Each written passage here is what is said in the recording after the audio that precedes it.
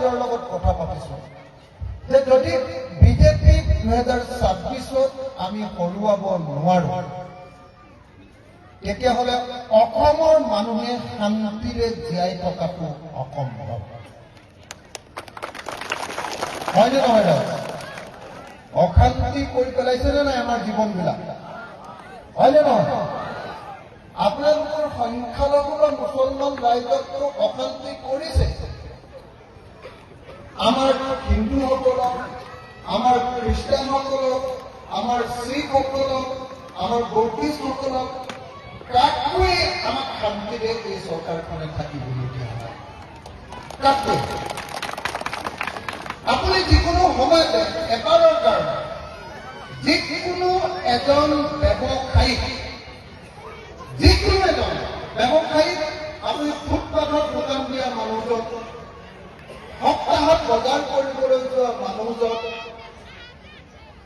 আপোনালোকৰ এই বজাৰখনৰ সৰু দোকান দিয়া এজন দোকানী বৰপেটা ৰোডত থকা ডাঙৰ দোকানী এজন যিকোনো এজন বা গুৱাহাটীতে থকা যিকোনো এজন দোকানী ব্যৱসায়ী বেপাৰী আপুনি এবাৰ সুধি চাওক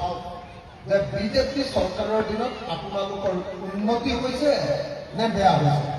সকলোৱে একেমুখে ক'ব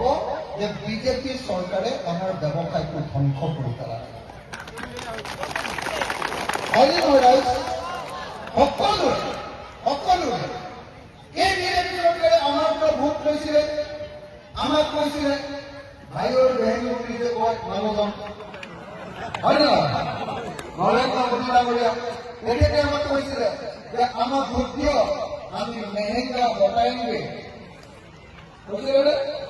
আমি মূল্যবৃদ্ধি ৰোধ কৰিম কিন্তু বস্তুৰ দাম কমিলে নে বাঢ়িলে এটা মুৰ্গীৰ ডিম 2 টকাত কিনি খাইছে 2 টকা এতিয়া কেইটকা 8 টকাৰ পৰা 10 টকাৰ তাকো ব্ৰইলাৰ হয়নে নহয়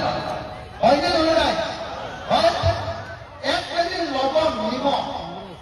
2 টকাত কিনি খাইছে এতিয়া কেইটকা দাম কেইটকা কমেও 10 টকা 10 টকাৰ পৰা 20 টকা হয়নে বেছিও আছে কিন্তু পেকেটৰ নিমখ হ'লে ভাল নিমখ হ'লে ছডিয়ামযুক্ত নিমখ হ'লে অতি কমেও 20 টকা হয়নে নহয় হয়নে গেছ চিলিণ্ডাৰ এটা গেছ চিলিণ্ডাৰ যিটো নহ'লে আজিকালি কাৰো পাকঘৰ নহ'লে গেছ চিলিণ্ডাৰ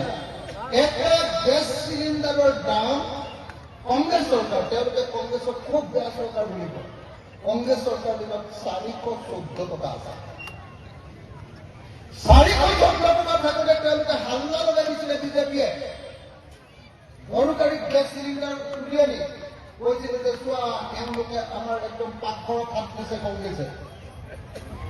এতিয়া সেইটো গেছ চিলিণ্ডাৰ যিটোৰ দাম 414 টকা আছিলে 414 আছিলে সেই গেছ চিলিণ্ডাৰটোৰ দাম বৰ্তমান ফোনকৈ 1152 টকা হয়নে নহয় 1 কেজি মচুৰ